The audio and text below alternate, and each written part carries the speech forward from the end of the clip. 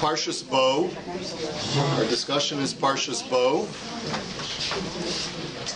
The dual functions of the Mitzvos of remembrance is the topic. I want to address the very last two paragraphs of Parshas Bo. The Jewish people have just left Egypt, and they're well on their way.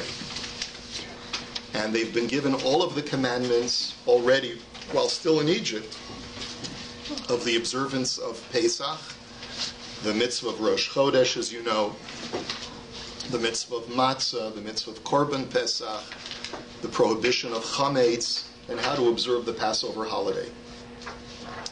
At the very end of Parshas Bo, after the Jewish people have already left, there are two additional mitzvot which are given to them. One is the mitzvah of Kadesh li kol bechor, sanctify for me every firstborn. And the second mitzvah is the mitzvah of tefillin, of having tefillin. What I want to be able to observe with you today is that the Torah devotes two paragraphs to these two mitzvahs when really only one paragraph would have sufficed. And I want to show that to you in the psukim. This is chapter 13, verses 1 through verse 16. So if you take a look at it, and we'll just analyze the underlined psukim. Hashem says to Moshe, in Pasuk Beis it says, Kadesh li kol bechor, sanctify for me every firstborn. Peter kol rechem bivnei Yisrael ba'adamu va'behema lihu. The first issue of the womb among the children of Israel, both in male and in animal, shall belong to me. And then Moshe says to the nation, in Pasuk Gimel, Vayomer Moshe el ha'am, Zachor es hayom hazeh, remember this day, Asher yitzasem mitzrayim mibeis avodim, that you left on this day from Egypt, from the house of slaves, etc., etc., etc. Okay, now, the Torah then goes into a recapitulation of celebration of the Passover holiday. That's verse 6. And verse 7, Matzos ye'achel, eat matzahs for 7 days. Do not have chametz during that period of time. And then in Pasuk Ches, v'higadato levincha bayom hahu, inform your child on that day, saying, Ba'avur zeh asa Hashem li b'tzeisim mitzrayim. It is because of this that God has done for me when I left Egypt. Now this is all when Hashem brings you into the land of the Canaani. Okay. We go now into the second paragraph. And when I say paragraph, what I mean to say is that you know that the Torah is divided into paragraphs. You know, the Torah has what's called a PARSHA, where there's blank space for several letters width until it starts the new paragraph. Well, this is stuma. This is the letter samach at the end of Pasuk Yud tells you that it's a stuma, which means that it's a paragraph that the new paragraph begins on the same line that the old paragraph ended, but it is nonetheless a new paragraph. So the Torah then really sort of repeats itself. V'hayaki yavi'acha Hashem Elokecha el eretz haKenaani kasher nishba lecha v'la'avosecha u'nisana lach. That it will be when God will bring you into the Canaani land that He promised to give to you and to your ancestors, and He gives it to you. Pasuk Yud Beis, v'ha'avarta kol peter rechem l'Hashem. Then you shall pass every first issue of the womb to Hashem. V'chol peter sheger behema asher yeh lecha hazacharim l'Hashem. And also the first issue of all firstborn animals that are male shall belong to Hashem. And then it says, v'chol peter chamor tifteh v'seh. Any firstborn donkey has to be dedicated for Hashem by exchanging it for a sheep and dedicating the sheep to the temple.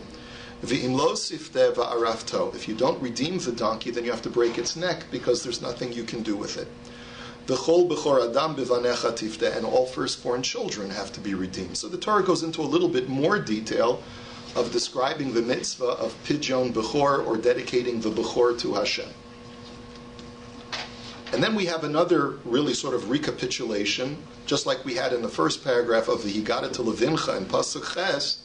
We now have a recap of that idea in Pasuk Yudalid. V'haya ki yishalacha vincha machar lemor mazos.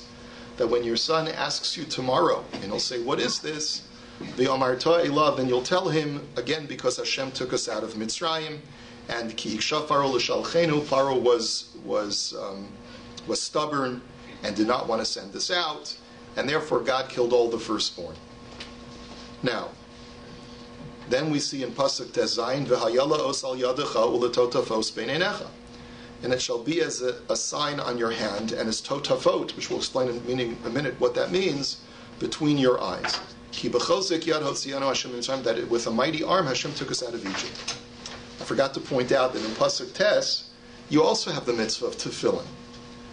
The Pasuk Tes and Pasuk Tezayin are telling us the exact same mitzvah. Pasuk Tes, it says, "V'hayal lecha la'os al yadecha," there shall be a sign on your hand, "U'lezikaron b'neinecha," and a remembrance between your eyes. "L'man tiyeh Toras Hashem b'ficha," so that the Torah of God shall be on your mouth. "Ki biyad chazaka hotziacha Hashem mitzrayim," that with a mighty arm Hashem took you out of Egypt. You see that one of the purposes, at least, of tefillin is to remind us of our exodus from Egypt. And once again, in Pasuk Tezayin, you see the same thing. It shall be a sign on your hand, and as totafot between your eyes. For with a mighty hand, Hashem took us out of Mitzrayim. So, you really see over here in these two paragraphs almost identical mitzvot. Number one, the mitzvah of the sanctification of the firstborn. Number two, you have a recap of the mitzvah relating to your children, the story of the Exodus. And number three, you have the mitzvah of tefillin.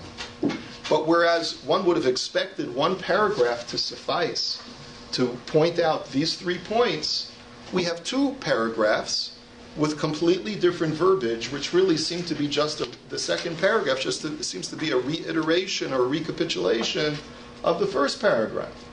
So how are we supposed to make sense of this? Okay, so that's our question of the day. If we take a look at the Ramban on Pasuk Yud Aleph, which is source number 2, the Ramban tells us something very interesting, which I think will act as sort of an exemplar to open up both paragraphs and help us really frame and define what they're both about. The Ramban says, "Ba'avur ki mitzvas peter chamor einen noheges ela ba'aretz." He says, you know why the Torah has to repeat the mitzvah of the sanctification of the firstborn in the second paragraph? Because it adds additional information that the sanctification of a donkey only applies in Eretz Yisrael, whereas the sanctity of your other animals and human beings applies even before you come into Eretz Yisrael. So that's why the Torah had to write it 2 times. One, to tell me about the sanctity that exists even before you come into Eretz Yisrael.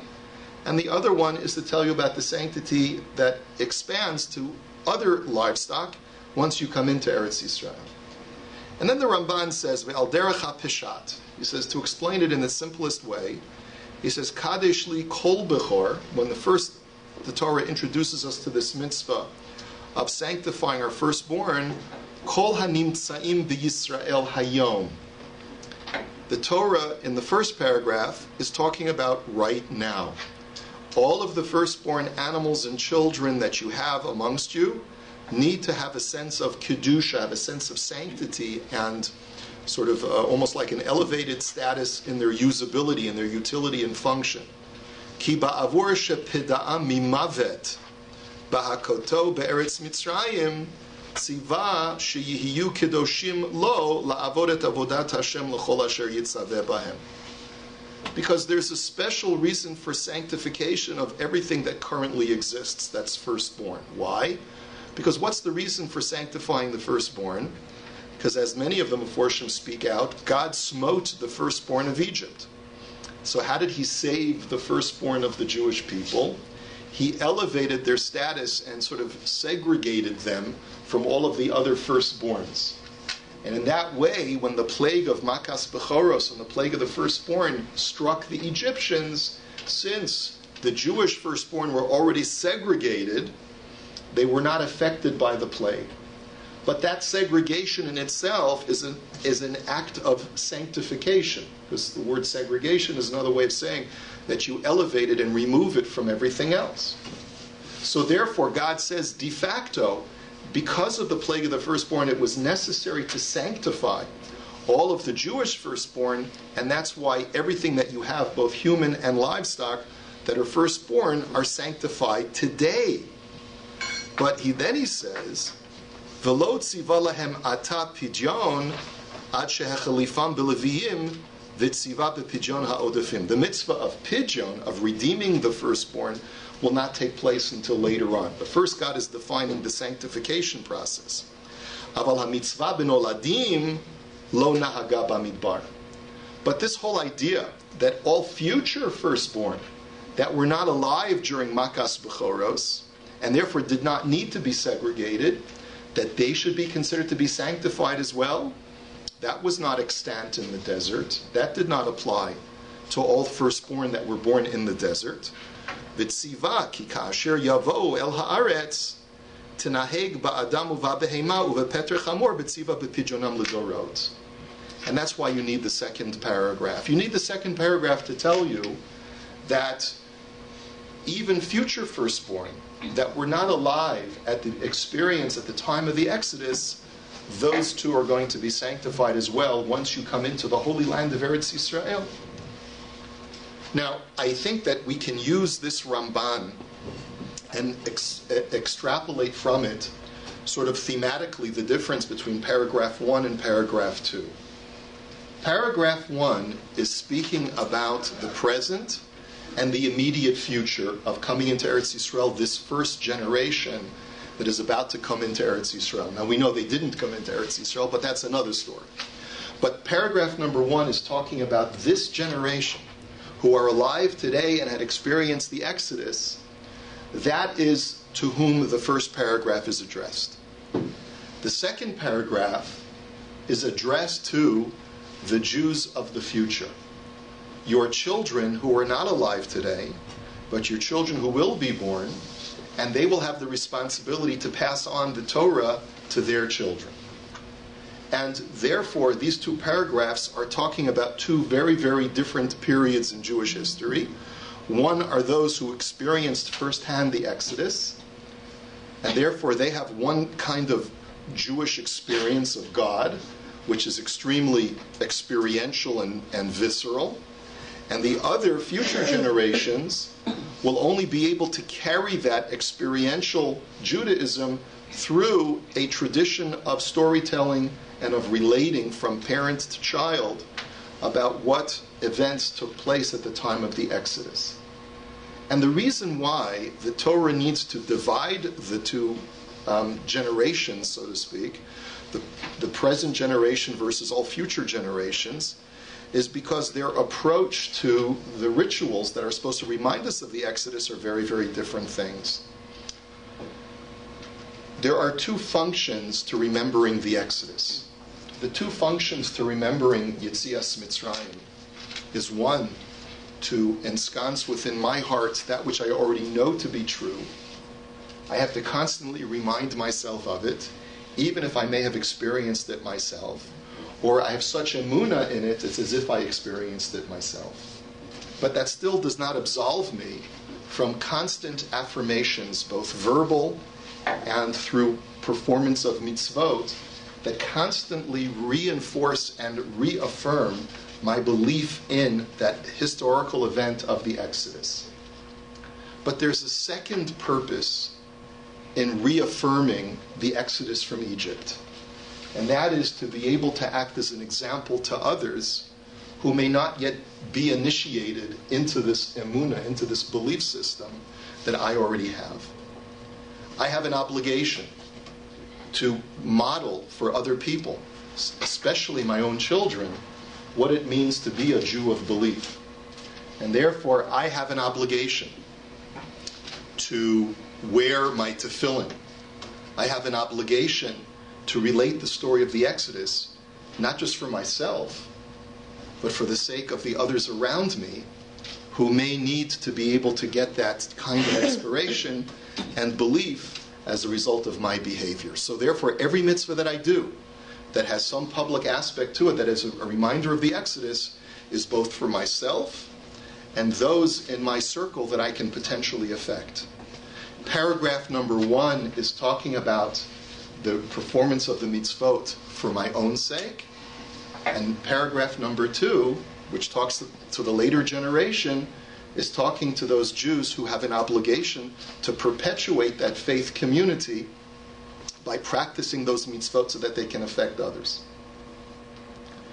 So in this present generation, the generation of the Exodus, since we've all seen it, we don't need to convince anyone about it. The only reason why we have to talk about the Exodus and wear the tefillin and do all of these mitzvot is to constantly reaffirm for ourselves what we ourselves experienced. What we already know is true. But for future generations, it'll be necessary additionally to do this in order to be able to affect those around us. And that's what I want to be able to illustrate with you. And I think we can do it most powerfully when we look at the end of each paragraph at the mitzvah of tefillin. The Torah describes tefillin in 2 different ways. In the first paragraph, if you take a look at Pasuk Tes, V'haya la'os al yadecha u'lezikaron bein einecha. That shall be a sign. What is the tefillin? On your arm, the tefillin is a sign of ve'irastich li la'olam, that we are betrothed unto God. We have that special relationship with Hashem.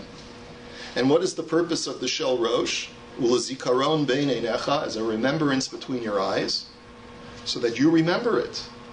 You're wearing your tefillin, which corresponds to your head, to your intellect, to your memory. The purpose of the tefillin shel rosh in the first paragraph is to act as a personal reminder of all of the things that are contained inside those parshios that are inside those black boxes, inside your tefillin. And that's why the Torah calls it a zikaron. A zikaron is the reminder for me, zachor, remember this day. It's a personal reaffirmation of that which you already know to be true. But now take a look at the way the Torah describes the tefillin in paragraph number 2. In Pasuk Tes Zayin it says, V'haya la'os al yadecha u'letotafot bein einecha. Let it be, once again, a sign on your arm is again that special relational bond between you and Hashem. That doesn't change whether you're dealing with your own affirmation or affirming it to others. But notice what the shel rosh does. It's no longer a remembrance, a personal reminder for yourself, but it's rather for totafot. Now, what does the word totafot mean? The Gemara says that totafot is an extraction of 2 words. One is in one foreign language, and the other one is another foreign language. The word tot means 1, means 2. The word fot means 2. You put 2 and 2 together, you get 4, which reminds you of the 4 chambers of the tefillin shel rosh. And Rashi cites this in his Torah commentary, but that's not the way that other commentaries learn. The word totafot, if you take a look at the Ramban in source number 3, he says, Ein lamila hazot mishpacha yedua. He says, this word has no family etymology. There are no other words that are like this in all of Tanakh. So what does the word totafot mean? Aval rabotenu yikru hadavar hamunach berosh totafot. Any adornment on the head, any kind of jewelry or headgear is called totafot. Kemosha amru, as the rabbis tell us in the Mishnah, lo b'totefet v'lo b'san botim. The language of the Mishnah is that on Shabbos, there are certain kinds of jewelry and adornments that a woman is allowed to walk outside with in a public thoroughfare on Shabbos because they're considered to be part of her attire, and we're not worried she's going to take them off and carry them. So if you have a brooch or a necklace, you're allowed to walk outside even though there's no Eruv on Shabbos. But there are certain kinds of headgear that there's a concern that the rabbis had that you'll meet up with a friend in the middle of the street and she'll say, oh, what a beautiful tiara you're wearing, can I see it? You'll take off the tiara and you'll start carrying it on Shabbos. So the rabbi said you cannot walk out of this on Shabbos with a totefet. So what is a totefet? It's some kind of tiara or crown that goes on the head. And that's what totafot means over here. It's an adornment that you wear to look pretty, to look attractive. And it's therefore totally different from the zikaron of the shel rosh that is mentioned in the first paragraph. I'm not wearing the shel rosh in the first paragraph to be able to show how beautiful it is to be a Jew. I'm wearing the shel rosh tefillin to remind myself that I and my people left Egypt and Hashem chose us as His people. But when I wear the shel rosh tefillin in the second paragraph, I'm wearing it as a totefet, as an adornment, as my special crown, my special tiara, that I can show the whole world this is what it means to be a Jew. As the Gemara cites on the pasuk, "V'ra'u kol amei haaretz ki shem Hashem nikra alecha v'yara'u mimeka," that the whole world will see that the name of God is placed upon you, and they will have this awe. They will feel that you are so awesome. Says the Gemara, this refers to when the world sees the Jew wearing the tefillin shel rosh. So you see this duality of purpose in the mitzvot having to do with the Exodus. The first paragraph talks about the personal reminder to a person who's already an initiated believer. But the other purpose of the tefillin, the other purpose of the mitzvah of redeeming your firstborn and relating the Exodus, is to inspire and share with others the beauty of being a Jew, and sharing and instilling within others that faith that a person may already possess. And that's why, if you'll note, another distinction between the two, when it comes to the story of relating the Exodus, the mitzvah of relating the Exodus, you can also detect that fine difference. In the first paragraph, what does the Torah say in Pasuk Chet? V'higarata levincha bayom hahu. Inform your child on that day. Inform your child means that is not when the child is curious, not when the child is inquisitive, not because you have a child who is ignorant and doesn't know why you're having a Korban Pesach. He knows because he was with you when you left Egypt. But you still have an obligation to relate to him the Exodus so that you discuss it at your Seder table. As the Rambam himself writes in Hilchot Chametz U'Matzah, which is source number 4, he says, "Va'af al pi she'ein lo ben, afilu chachamim gedolim chayavim lesaper b'yitziat Mitzrayim." That there's an obligation to relate the Exodus to others, even if you don't have a son, and even if you all know, even if both I and my son already know the story, because he's going to come home from school and tell me everything that happened and all the pshatim that he learned at the Seder, we still have an obligation to relate, to reaffirm that which we already know. That's the v'higata to levincha in the first paragraph, not because there's ignorance at the Pesach Seder table, but because even when everyone knows, we have to constantly reaffirm our faith through actions and through words. You look at the second paragraph, and you look at Pasuk Yudalet, it says, "V'haya ki yish'alecha vincha machar lemor mazos." It's a different mitzvah. Here the mitzvah is when your child doesn't know, and he's going to be asking you, what's going on? Why are we doing these things? The question of the tam. It's the question of the tam, right? It's because this is a child who doesn't know. And here the obligation is not for the purpose of reaffirming that which we already know, but rather the obligation to share and perpetuate the knowledge of the Exodus and the faith in our people and in our history and in our special relationship with God. That's the function of paragraph number 2. And I think that if you go through the psukim carefully, you'll be able to see other connections as well. And so the idea that we have to try and keep in mind as Jews is this duality of purpose. We have the duality of purpose in the sense that every mitzvah that we do, if it's of a public nature, then it has that dual purpose. Number one, it's supposed to reinforce who we are. And number two, it's supposed to act as a reminder to, and as an educational tool to the rest of the world and to those that we can influence positively about what it means to be the Jewish people and to be able to be a positive force of influence. That's why you sometimes get a sense of conflict when I know this is maybe a little bit hard for you to relate to because you don't wear tefillin, but who said not yet? Oh, okay. All right. Oh boy, gee, it's getting late.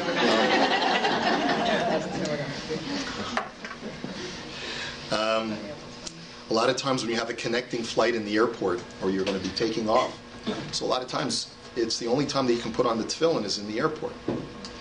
And some men, and I'm not alone, some men feel this awkward feeling of putting on tefillin publicly. Because on the one hand, the conflict that you have is, on the one hand, you know that it's my personal obligation to wear the shel rosh, and it should be a zikaron. I know that it's my mitzvah. I know that I need that sense of affirmation and reinforcement of that which I already believe. But wearing it in public in front of a bunch of people who have no knowledge of Judaism, no appreciation of religious ritual, are going to look at me like I'm some kind of primitive barbarian who's doing these ancient rites that have no meaning or significance whatsoever. And will I be able to act as the totefet, as this adornment that the world will be able to appreciate and feel a sense of awe from? But the reason why it should not feel awkward is because the Torah tells us that the tefillin are totafot, and that no matter what the values of the world currently are, if we are proud of who we are and what we do as Jews, then the world will always be in awe of us. The only time we need to worry is if we are embarrassed by what we do, then the world will not respect us. But if we are proud of who we are as Jews and what we do as Jews, then the world will always see what we do as adornments, and will have that sense of awe of the Jewish people. Have a great day.